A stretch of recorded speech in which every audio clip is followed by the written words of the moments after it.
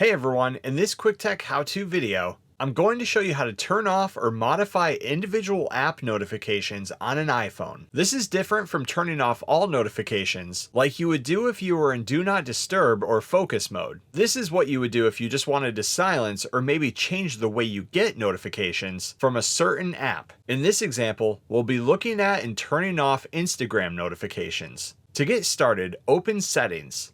Next, tap Notifications. Now inside of here, search and choose the app that you want to turn off, like Instagram.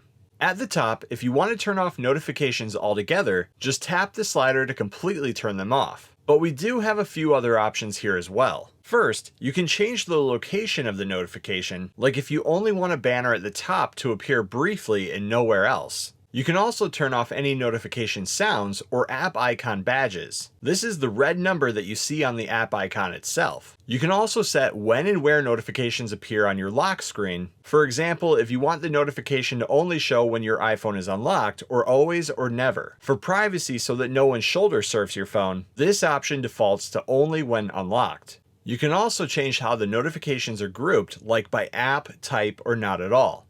And finally, you may have an option from the app itself like Instagram does here. You can then choose that and it'll take you inside of the individual app's notification settings where you can make even more adjustments there. But again, if none of this matters and you want to completely turn off all notifications from the app, just toggle the slider at the top of the main settings page. And that's how you turn off or modify app notifications on an iPhone. Thanks for watching. Please like and subscribe and stay tuned for more quick tech how-to videos.